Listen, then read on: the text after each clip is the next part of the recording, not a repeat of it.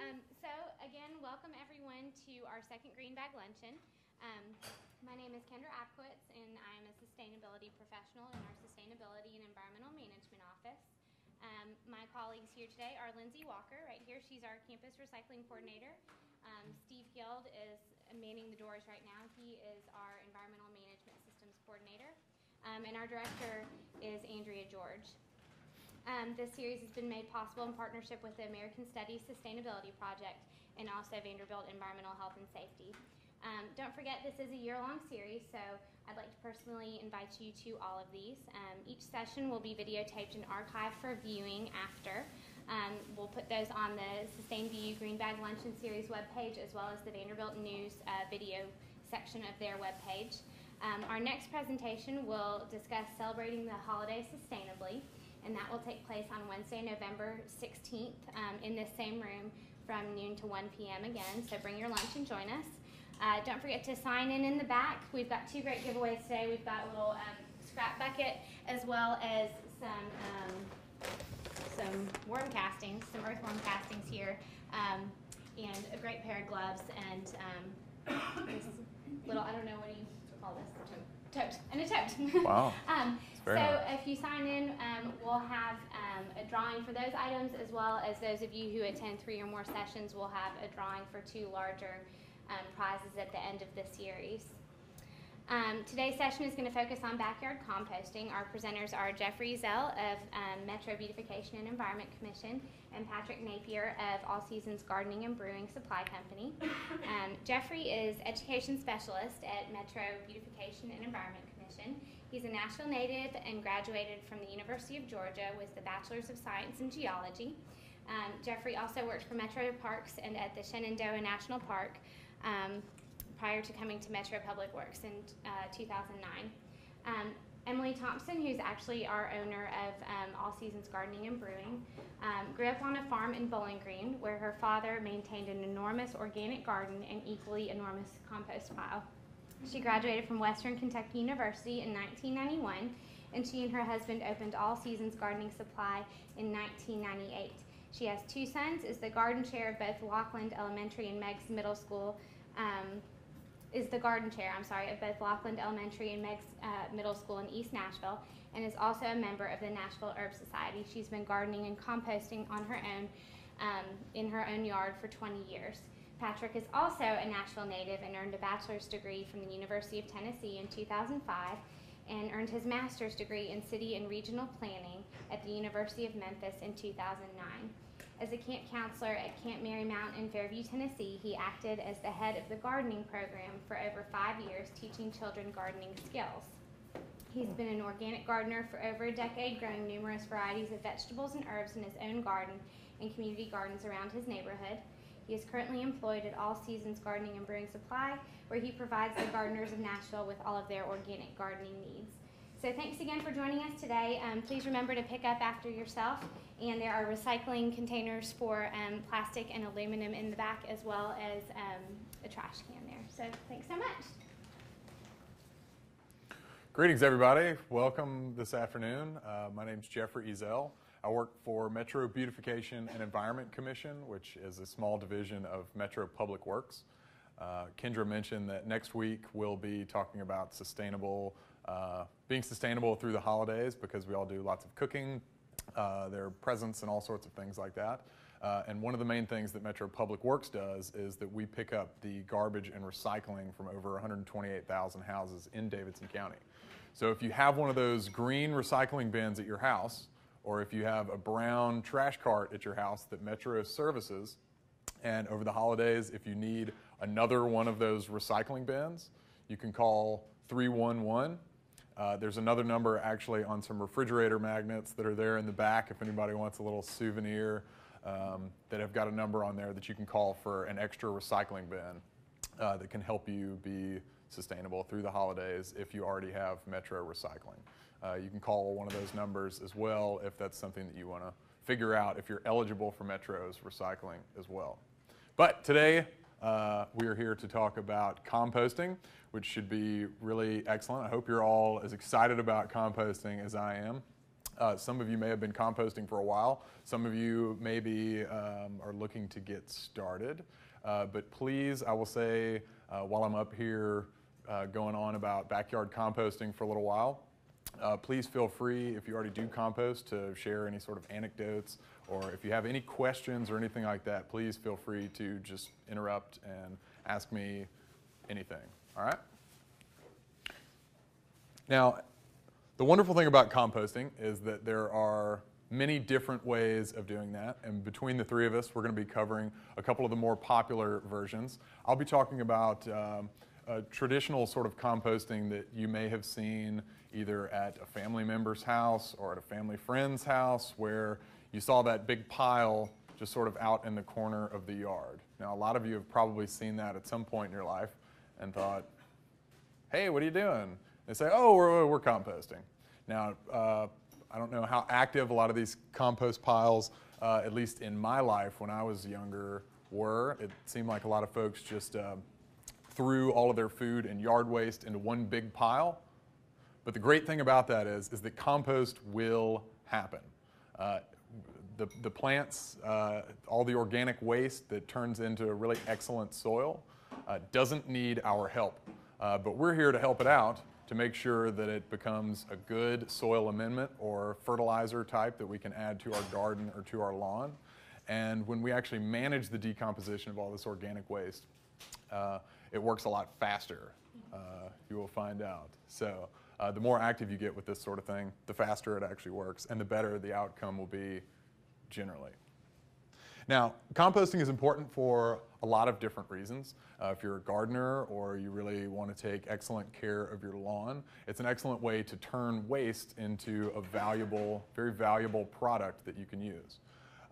As a city employee, it's very important for the city and the citizens of Davidson County because we have a lot of food waste. A pretty big percentage of our waste stream is all food and yard waste.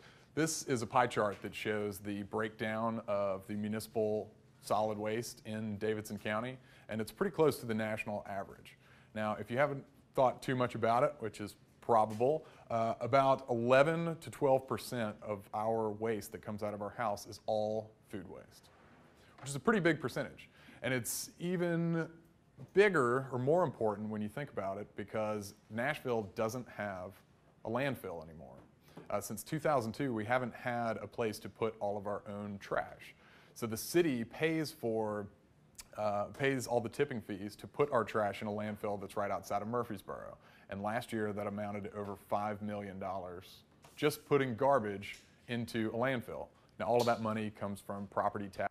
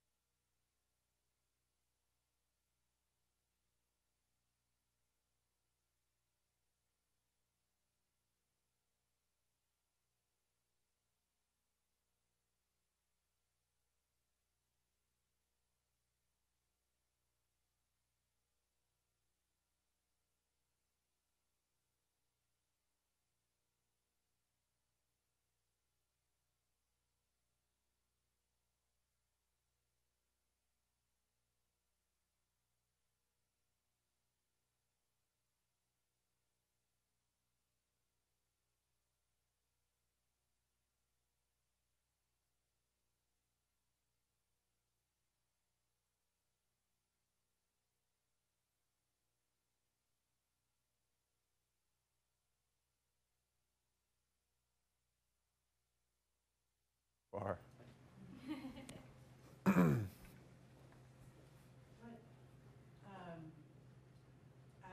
Branches that fall out of the tree and things like that, Mm-hmm. how do you compost those because they're really big? If they're really big, honestly, your best option if you live in Davidson County is to pile those up at the curb when your brush collection date is coming. You can call 311. Do you live in Davidson County? Yeah, You, and I'm on the Wonderful. That's the best thing to do with it, because what they're going to do is they take that all to the mulch facility and they grind it up and make it into mulch. So that's probably going to be your best option. If they're small branches, we'll talk about some good ways to use those in a compost pile as well. Huh? The food waste, though, that doesn't include meats, right? You're probably not going to want to be trying to compost meat in your backyard. Right. And the reason for that is because it's going to take longer for that to break down usually than your fruit and vegetable waste, depending upon the size of your compost pile. Now, if you have a really, really big compost pile, those will generate a lot more heat in most instances. If it getting a little bit ahead of ourselves, but that's all right. Yeah, but I'll get right back to it. No, that's cool. What is composting? If anybody here is just completely unfamiliar with composting, it's a managed decomposition of organic waste. And in most cases, that's going to be food waste for us and yard waste. As I mentioned earlier, it also creates a usable product. Nice, beautiful, usable product, like we see right here. Now, the composting that I'm talking about today works in a number of different styles. You can do it almost any way that you want to, but the most important thing is that we manage our compost pile in a way that supports this sort of a food web right here. Now, a lot of the most important, what we refer to as decomposers that are going to be doing a lot of the work for us are going to be things like too small to even see. Microorganisms like bacteria, protozoa, nematodes, and other sorts of things that are going to be munching away at all of our food and turning it into the nice soil. We want to manage our compost pile in a way that makes all of these little critters very, very happy. Now, they need a lot of the same things that we need. They need food, the right types of food, and a decent mixture of food. They also need water. Just like we do, they need a little bit of water. You want to make sure that your compost pile stays moist but not too terribly wet. Otherwise, you'll push the good bacteria out and bring in some others that may not be so inviting for a backyard compost pile. And they need air. And that's where the little sticks are going to come into play here very shortly.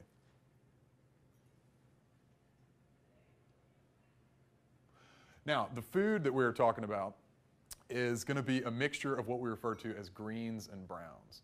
Now, any food waste that you have in your house, which I would suggest the things that you're going to want to be composting are mostly fruit and vegetable waste. Also, coffee grounds and coffee filters go in there very, very nicely. And other sorts of things like that. You're going to want to stay away usually from any sort of meat, fat, bones, large amounts of dairy products. And I wouldn't just put like an old block of cheese in there because that's the sort of thing that's going to take a lot longer to break down. And when that's the case, if you don't put lots and lots of your brown materials in there with them, that's when you start to get things like the potential for odors and other sorts of things like that. The brown material is mostly going to be that we're going to be mixing with all of our green material. The brown material is going to be old, dried, really, really carbon-rich materials. Dried leaves are a wonderful thing to use for a number of different reasons, but you can also use things like newspaper. The coffee filters will be, for the coffee drinkers in here, those are a good brown material to put in there and really easy because you can just plop it all in there. Things like that are going to be what you want to use as your brown materials. We want to have an appropriate mixture of those sorts of things because if you have just greens, if you were to do just fruit and vegetable waste in your compost pile and just let it sit there, and you have too big of a buildup of nitrogen, it's going to be the same as if you were going to compost all of your grass clippings in one big pile. It's going to get really wet and it's going to turn kind of mushy and it will start to maybe smell in a way that you might not prefer. But if you add a bunch of browns to that, if you add a bunch of dried leaves or newspaper, whatever it is, that will keep all of that down.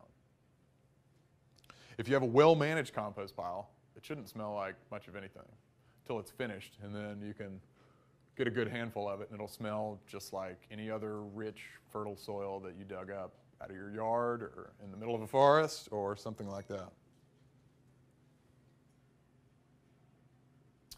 A lot of folks get sort of turned away from composting because they, at least in a backyard outdoor pile sort of situation, because they picture themselves out there with a pitchfork and turning over huge piles and sweating a lot and having a lot of effort going into making this compost pile. But I am here today to tell you that that is certainly not necessary. That works, and you can do it that way if that's something that you're looking forward to. That's just fine, and it works wonderfully well. But there are a lot of ways around that to make composting much, much easier. These are ways that I'm going to talk about of keeping the appropriate amount of air in your pile so we can invite in the right sort of bacteria.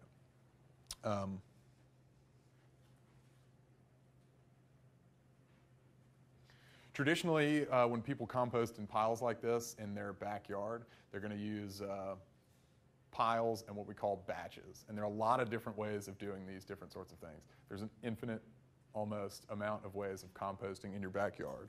So before you get your pile started, you may want to think about, what sort of method that you might want to choose. You might want to do a little bit of research, or I'd be happy to talk to you after this or tonight or tomorrow or whenever it may be about all sorts of different methods that you can use to either build your own compost pile or different methods, different things that you can buy to help contain your compost pile as well.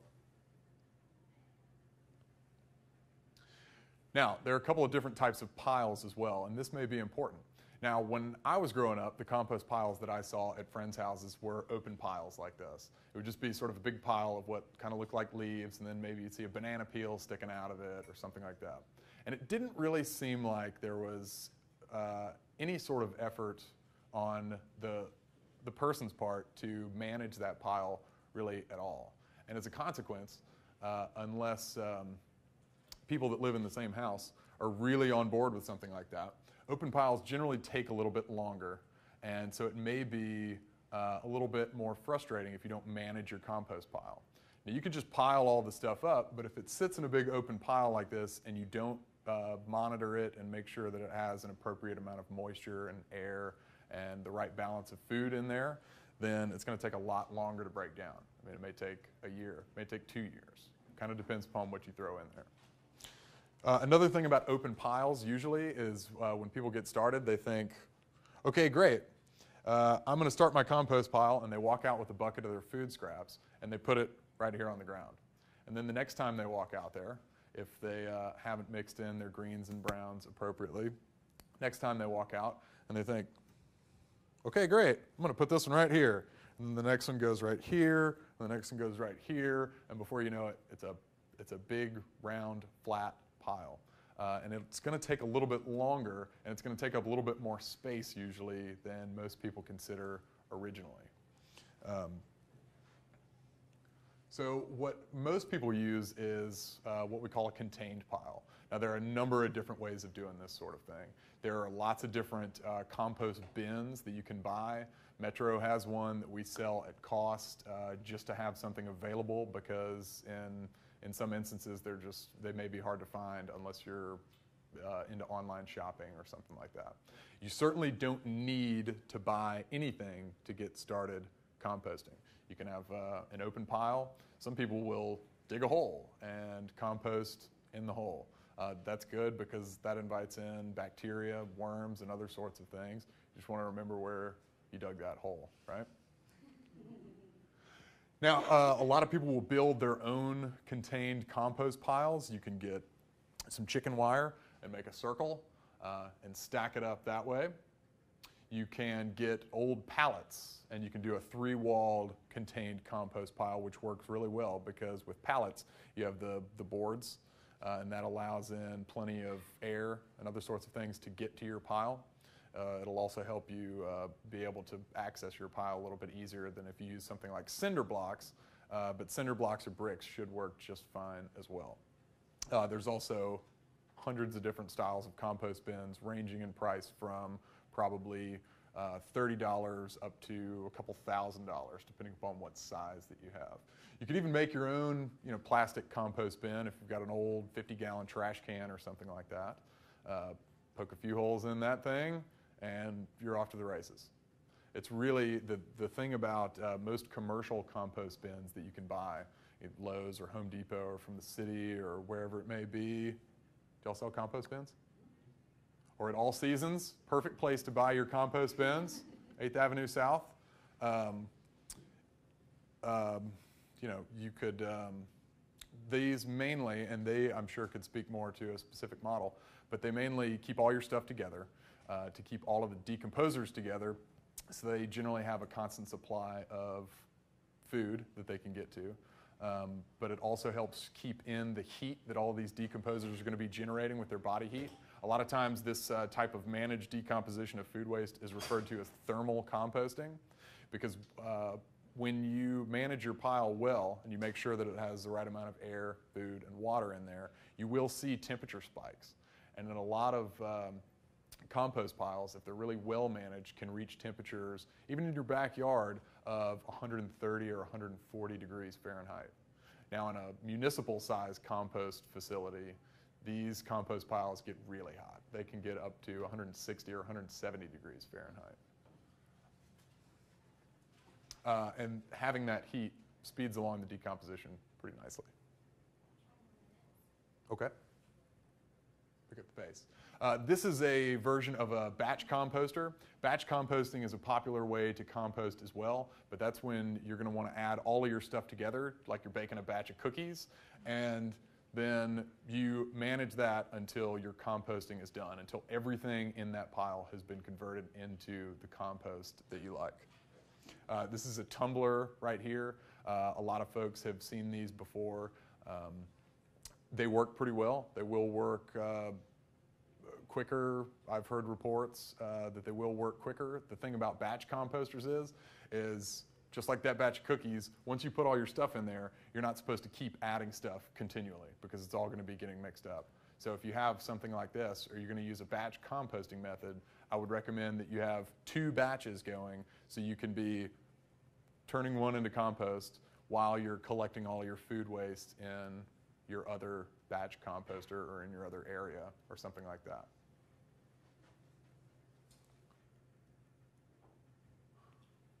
Where do I start my compost pile? The important thing to know about where you want to put your compost pile is you don't want to put it too far away from your house. But you may not want to put it right next to your house, okay? You're probably not going to want it right next to your front door. But you also are not going to want to put it too far away from the house, because a few months from now when it's getting dark at 4:30, it may not, and it's really cold outside, it's going to get easier and easier to not make it out to your compost pile. You're also not going to want to be collecting, all of your food waste on the kitchen counter for 2 or 3 weeks at a time and just doing, big hauls like that, because that'll be harder as well if you have 50 pounds of stuff that you're taking out there. So, you can hide it a little bit, maybe in the bushes, next to a wall. Just you want to find a happy medium between being not too far away from your house. Okay, now, once you've figured out where you want to put your compost pile, hopefully you will have some sort of a kitchen collection container. This is the one that we will be raffling off to one lucky participant here today. The city sells this one. There's nothing super special about it, except for the fact that it has a closing lid. That is going to be really something that you want. These are great, but I don't use one of these. I use an old big, huge coffee container. They may also have something wonderful like this at All Seasons. So these are really nice. It also has a handle on it. You can wash it out. It's pretty sturdy. So a kitchen collection container like that is going to be something that you're probably going to want to have. Once you take that out to where your compost pile is going to be, throw all your food waste on there. And I would recommend maybe adding some sort of an activator, especially if you're not going to be using dried leaves as your brown material. If you're using shredded newspaper or something like that, you're going to want to add some sort of an activator. Now, that's just going to be basically adding the bacteria to get your compost pile started. You can use a handful of dirt. You can use unpasteurized beer or yogurt, just a little bit of either one of those. Or if you have yeast in your pantry, if any of your bakers, a little sprinkle of that works pretty well. They also sell commercial compost activators, which work very nicely as well. Add your food, add your activators, and you want to cover up your food with that brown material, the shredded newspaper, the dried up leaves, whatever that may be. The next time you go out to your compost pile, you're going to want to poke a few holes in your pile just to see, check maybe the temperature and the moisture levels. If it has been raining and you have an open pile, you may want to get a stick, poke a bunch of holes in it, or maybe fluff it up a little bit to help dry it out and also to get a little bit of air in there. After you do that, that's when you're going to see that temperature spike, which is an indicator that all those decomposers in your pile are really going crazy and eating all that sort of stuff.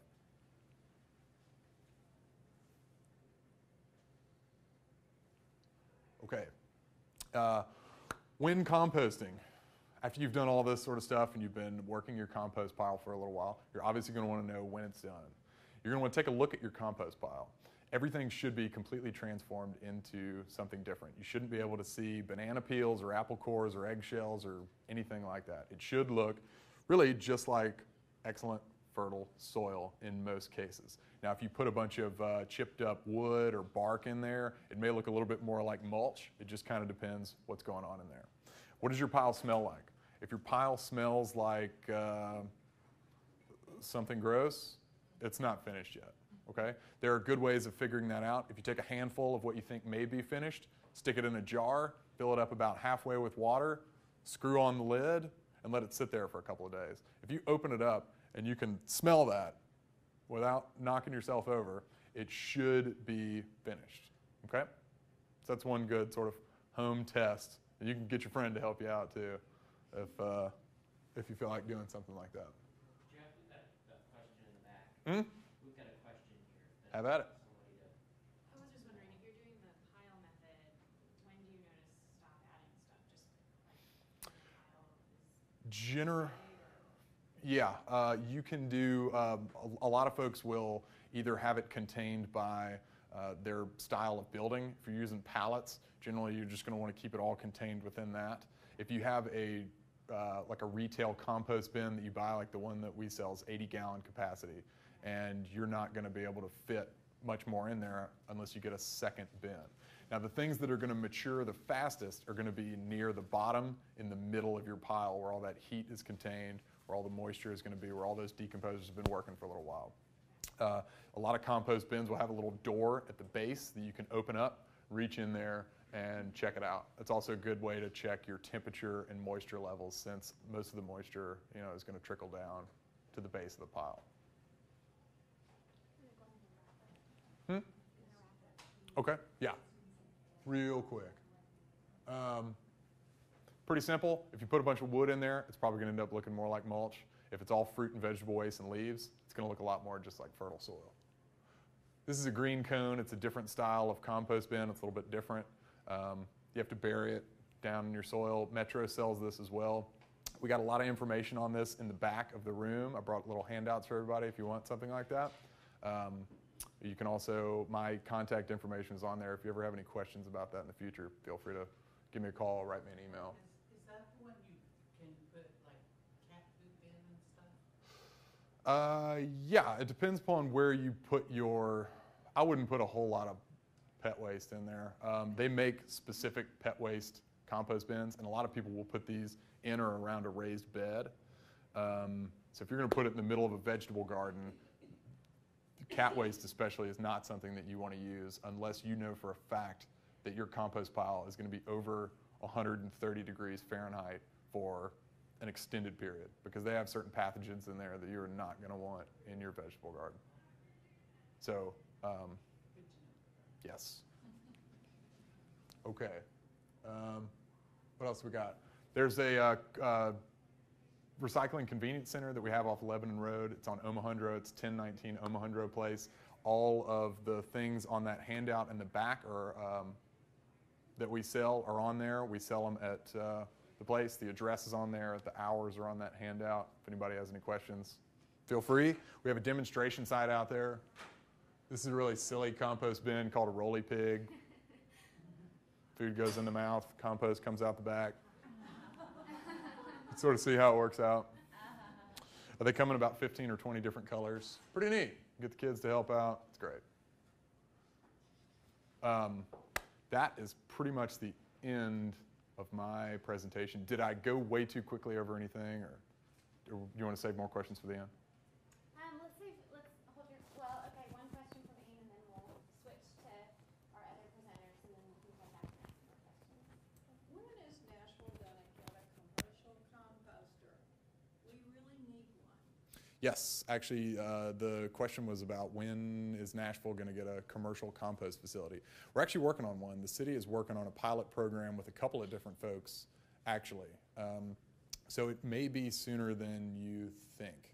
Hopefully, we will be able to have food waste collection at the recycling convenience centers that we can pick up and take to the commercial compost facilities.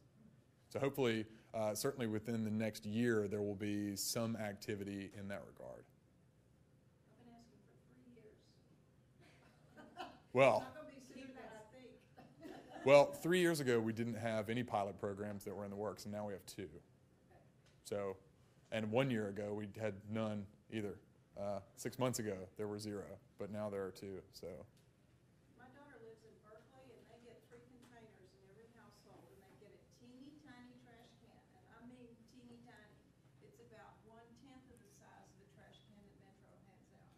Then they get a large recycling bin, and they get a large composting bin, and their goal is no waste.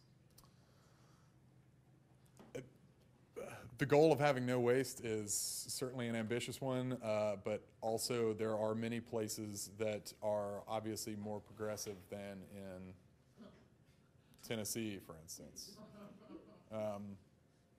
San Francisco does the same thing. Ottawa, Canada does the same thing, but there aren't very many places that do that just yet. We're working on it, though.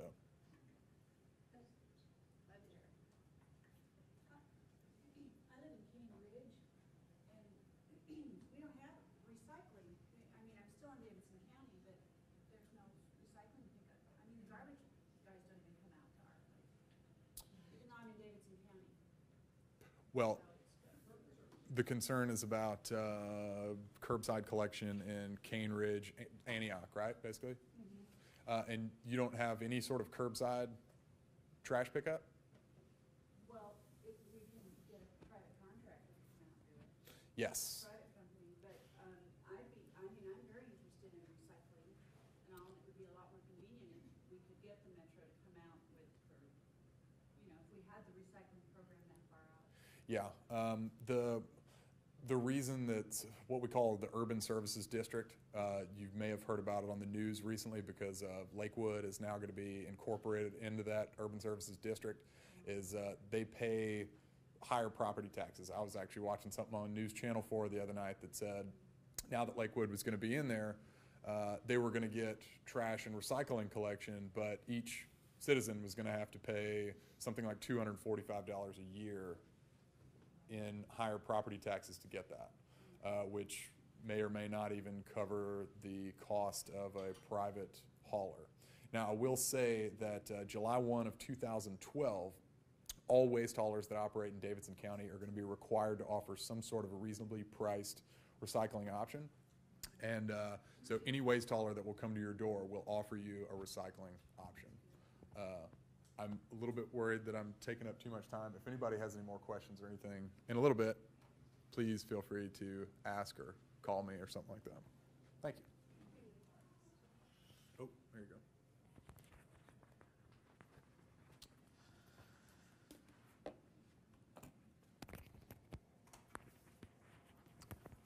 Can you hear me? Okay.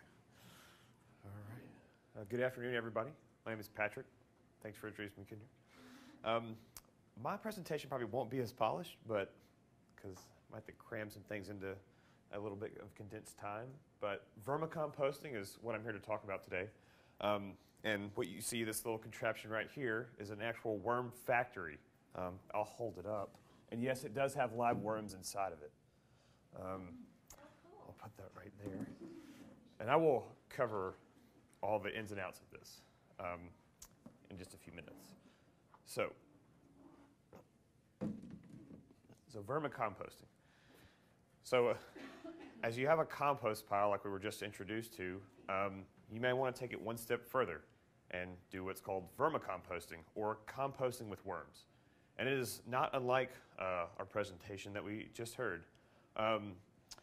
Why should you use it in your garden? Well, it's an excellent way to replace chemically produced or chemically derived fertilizers with an excellent source of microbial life for your garden, which can facilitate all sorts of wonderful things in the plants themselves, the roots, and the overall soil. The physical structure and the microbial activity which you're benefited from vermicomposting is pretty amazing. There are very, very few other ways to achieve this sort of benefit for your garden other than composting through a regular compost pile or just composting with worms. Like we said, it can replace chemically derived fertilizer. And the economic benefits can be pretty widespread too. It can provide a low-skilled job for those that may not have a high education. It can reduce waste that goes into streams, such as runoff from commercially produced fertilizers and a large-scale application. And it's going to have a high impact with low capital investment, such as something like this on a small scale for those that may be confined with space or community garden needs or whatever, to people that may have large-scale farms, and they could perhaps construct a worm bin from simple plywood, and then as you can build it as large or as small as you want and introduce your worms to that, and that could replace the needs of commercial farming. So facts about worms. They don't have eyes, ears, noses, or any of the things that mammals have. I'm going to have to have my notes, I'm sorry.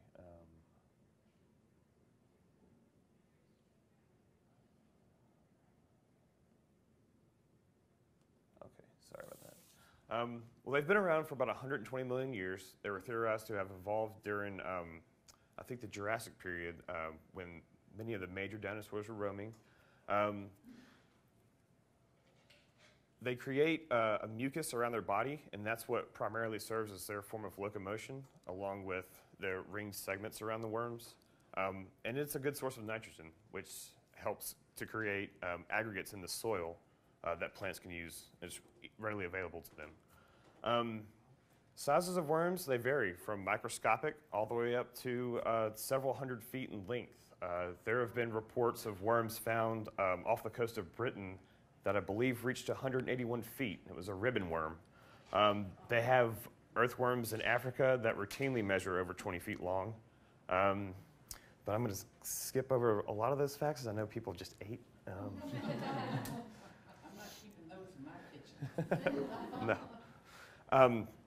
So for soil improvement, worms aerate the soil, bringing oxygen to roots.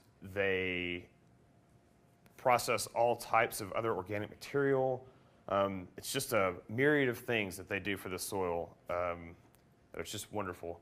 The major components of a worm, of course, they have a head and a gizzard and a crop and intestines. They actually ingest tiny stones. Sand is a good source for them to use inside their intestines to grind and process things, much like a chicken does. They ingest stones to help grind up things in their intestines. And the body processes soil by having the microbes inside of them processing the soil, and then they excrete it, in which we have our worm castings. They can multiply at an incredible rate. They can consume their own body weight per day. I believe a pound of worms can turn into 30 pounds of worms in a month. But the rate of multiplication can harm their environment. So something like a worm factory, like this you see here, if you don't harvest the castings and actually move the worms up, so I will show you this. These will actually move up in stages, and you would keep adding layers on top. And you need to harvest their castings out because it can become toxic in their environment if it's not processed out of their bedding. So we've already covered this, so trying to save a little time. So worm casting is a soil amendment. For conditioning your soil, you would want to use about 20% worm castings to about another 20% of an organic regular compost, and then 60% of an organic just regular potting soil. And that would make an excellent medium for planting flowers, vegetables, herbs, anything you'd like to grow in your garden. As a potting soil ingredient, you can top dress or just sprinkle around the crown or just in your average pot that you have in your house. About half an inch would be just fine on a top dressing. If you wanted to work that into your top, maybe inch and a half of soil, that would be excellent for your houseplants. Okay, so the techniques you should use when you're using a vermicomposter in your garden, if you had it outside, you want to keep it in the shade.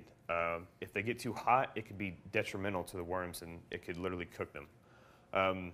If you keep it indoors, you just want to keep it in an out-of-the-way place, like the corner, and they'll be perfectly fine indoors. We've had this system going for, I want to say, 4 weeks now, 3 weeks, and it just sits over in our break room.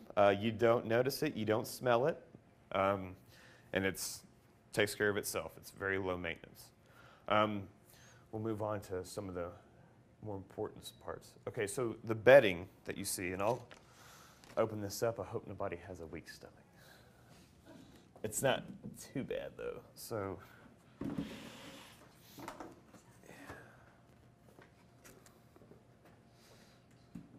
as you can see, this holds moisture pretty well. You wouldn't want it to be soggy. It does need to be moist. And you would just take like a small rake, a small garden shovel, and you would just turn this over, as much like you're tossing a salad, something like that, and you're not going to hurt them. They'll be just fine. You can see the worms we use are called red wigglers, and they are pretty small. And I don't know if you guys can see, but their skin, you can see how it's glossy. And that means that there's a very good moisture level in their medium.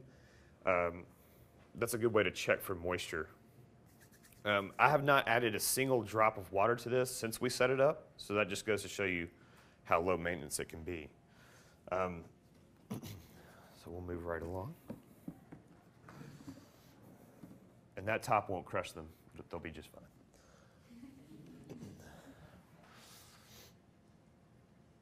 So moisture control. So since worms breathe through their skin, if your bedding or the ground becomes too saturated, they will leave, which is why when it rains, they get out of the ground.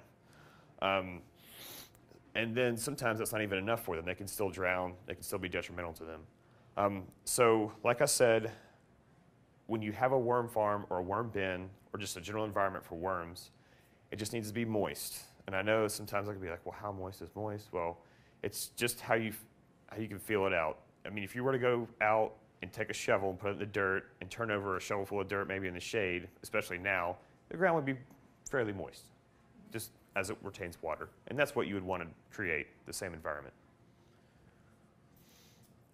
So if you have a worm factory, a worm farm, or a worm bin, you want to have your bedding ready for when the worms arrive because you'd like to introduce them as soon as possible because they are shipped in a little box, in a little bag, and some core, which is shredded coconut, which is in here as well.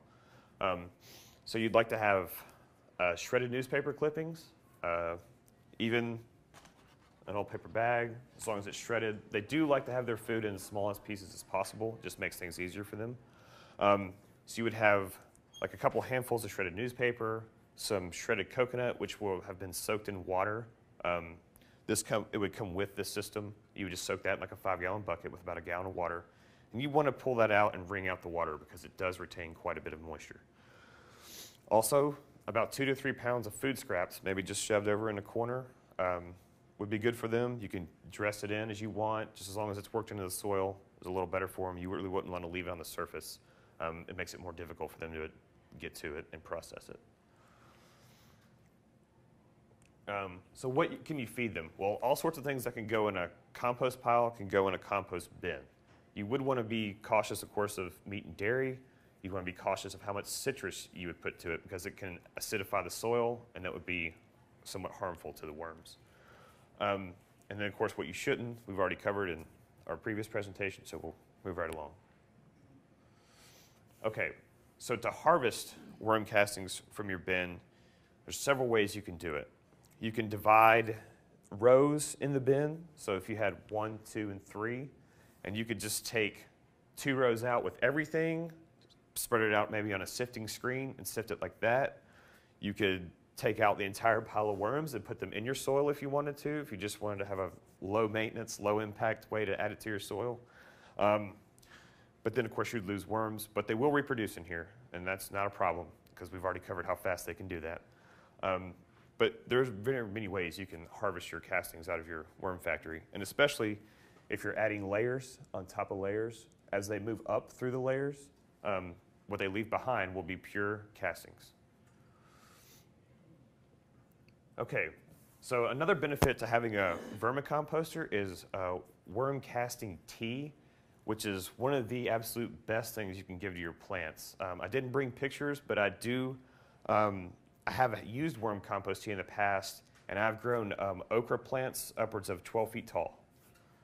So it's quite beneficial, and I've never seen results out of that of a chemical fertilizer. How do you harvest those okra at the top of the plant? Well, I plant my okra underneath my deck, and as it grows up, I get on top of the deck, and then I put a ladder on my deck to get to the top.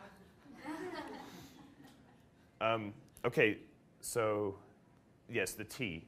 The tea can also help in repairing plants that have been damaged by pesticides through all the microbial life present in there, which I'd like to cover really quick. One of the most efficient ways to feed a plant is by foliar feeding, or taking compost tea, putting it in a spray bottle, and in the evening you would spray the leaves. It's a much more efficient way to feed a plant a nutrient than just by the roots. So that would be an excellent way to get nutrition into your plants. So we'll have to skip some of this. Okay. So I will show you essentially how worm compost tea is made. So if we had our factory on an elevated table, you could take and move, if you have an active tray like this, you could take and move that tray up. And so what you see, yeah, I can sit on this bucket right here. So what you see here, and if you wanted to, that's pure worm casting in the bottom of this tray. So if you had a few layers, that's about 2 weeks, yeah. But we probably could have put a lot more food in there than we did. So you would have that, and you could wash water down through the top of the few, if you had 3 or 4 trays, and as it collects through this spigot, you would have perhaps a 5-gallon bucket at the bottom. And you could wash probably 1 or 2 gallons through, and you would top it off with 2 or 3 more gallons of water. Then you would go through a process of aeration. This is an air pump. It just plugs into a regular outlet in your home. This is an air stone. So this pumps air through this stone to get oxygen into your compost tea. You just place it in the bucket, plug it in, let it go for about 2 or 3 hours, and it's ready to go in your garden. Just like that. Some of the best stuff from nature. If you don't use it right away, does it become deoxygenated? Yes, it does. So that's pretty much going to conclude our presentation. Does anybody have any questions? About how much is a worm factory like that? This retails for, I believe, $99.99. And you can use it as many times as... You can use it pretty much indefinitely. The worms will just eat and reproduce, and you should never have to add worms to the system. Does it come with worms? No, you will have to purchase worms separately. And we can give you guys some websites to purchase worms from. You said one of the best ways of adding the nutrients to the plants is, nighttime. In the evening, yes. In the evening, spray on the leaves. That's not the same for just watering plants, is it? I like to water my plants in the morning. I don't like to leave soil or leaves moist over the evening. That can contribute to blight in a lot of plants. I always water in the morning. What about for baby trees? Baby trees, for those, I like to keep, have you ever heard of a tree gator? It's a canvas enclosure that sits around a baby tree. And of course, they need a lot of water. So that's how I like to irrigate trees. A tree gator, or it's just a canvas bag that sits around a tree, and it's cone, well, some of them are cone shaped.